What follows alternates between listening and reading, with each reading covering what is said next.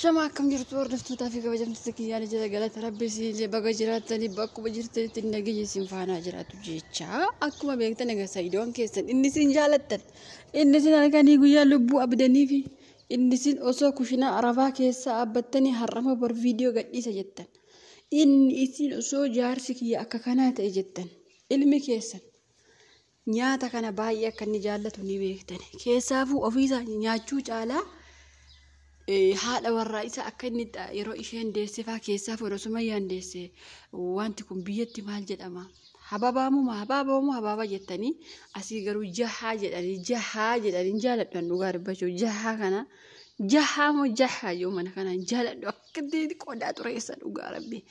Wanti kun akkanitti qodaa xureessu guuranii yeroo isaan fidanii kukkutee hoolonni jirti beektu mana kana duuba hoolonni jirti amma gaaf tokko isinii waraaba dhugaa rabbii ani ingata waan kana hin jaaladhu nyaachuu isaallee hin jaaladhu wanti isaallee qodaallee akka malee xureessa wantiin kun. Saayidoon garuu dubartoota haadha warraa isaa warra ta'an nyaachisuu irratti gahee guddaa qaba jechuudha. Wanti kun faayidaa qaba na fakkaate. Har'allee ayyuu isaa affeeraa jira akkanatti ayyuun nyaacha jirti ayyuu nyaatti.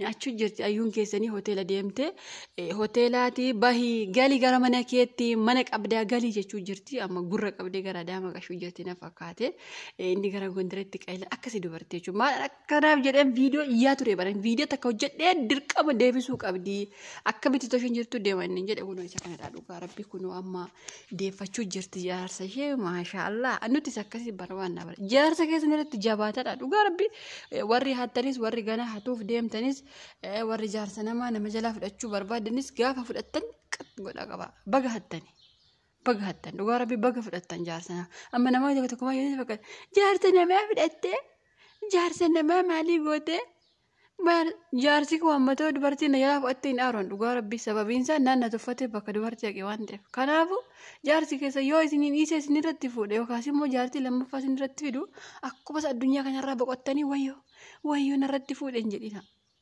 Warri hattan immoo jabeeffadha akka inni ishee duraatti hin deebine godha dhugaa rabbi baga akkasi amma ayyuun na taate jirti inni gara gondar yoon deeme ani sibiila wayiin baadhamoo waraanaan deemamoo rakkoo maaltu jira deemee jaartii kiyya barbaaddachuu qaba ijoollee kiyya barbaaddachuu qaba jennaan Sumayyaan lakkii jetti Sumayyaan lakkii jedhe Sumayyaan lakkii. Kootuu akkuma Saayidoon yoo kanatti fayyadamte isheenillee kootuu jette Sumayyaan. Innillee ani waraanaan deema miti waa tokko miti hin deema jee ayyuutiin dhakkette ayyuun hin deemtu jette na dhiistee hin deemtu jette hin ta'u biyya sana dhaqxu jette hin didde ana wata ijoollee lakkuu siidaa jette ijoollee walirra siidaa jette. Dhugaa rabbi ijoollee walirra siidaa jette achitti kolfee viidiyoo sanatti ijoollee walirratti siidaa eessa deemta? Maaliif hoteela bulta otoo jaartii qabdu otoo haadha warraa qabdu otoo anaan qabdu maamila kee hin uftu oh my god dhugaa rabbi yeroo tokko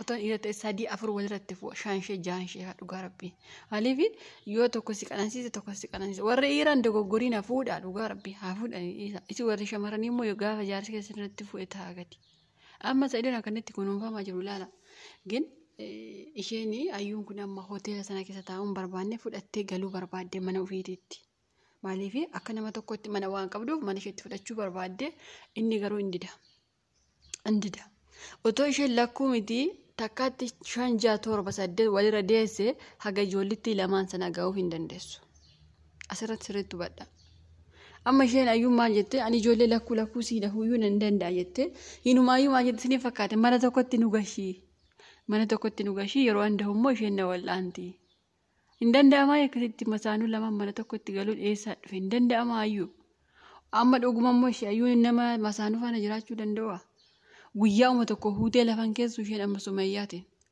otuma ishee raftu huutee micciirtee lafan keessu amma ayyuun kun akkamittiin itti siqtee mana tokko keessa galani qilleensa irratti akkatti ayyuun kaballaatiin teestaatiin akka isheen dhiira gochaa oltu kan argaa jirra akkamittiin mana tokko keessa galuu danda'a hin danda'amu waan akkasii ayyuu kun dogoggora keetti dhugaa rabbi mana tokkotti nu gashii mana nuu kireessii yookaan mana ijaartetti mana tokkotti gallaa inni jedhamu soba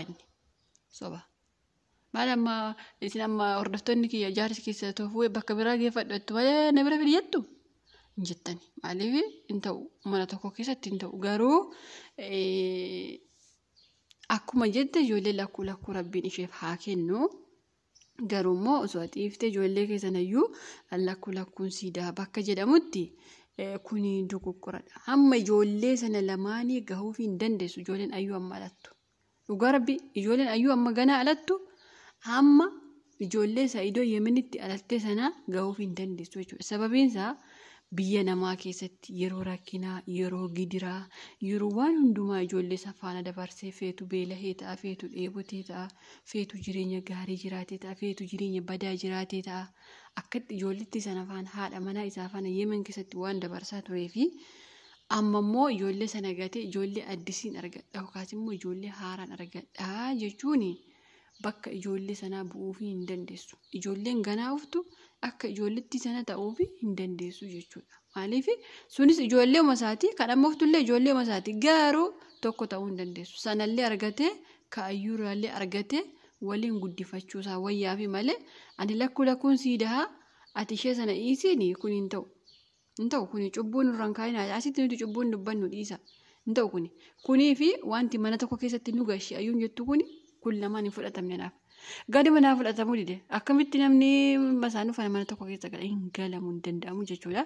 Akkasii amma akka yaada Saa'idootti namni biyya sana bushullee namni biyya bakka nuti jiraannu kun bushullee namuma keenyaa jedhee ogumadha biyyittii muluukaa bushu namuma keenya namuma tokko garuu immoo nama keenyatu busha jettee ofii biyya lola keessa jiru biyya waa tokko keessa deemtee ofuma kee balaa wayii tokko irra bu'uun faayidaa hin qabu jechuudha. Kanaaf jechi ayyuu hin deemiin hin sodaachisaa qofaa kee hin deemiin lubbuu keef sodaatta jechuun ishee waan gaariidha dhugaa rabbi achitti jecha ishee fudhee jira jechuudha.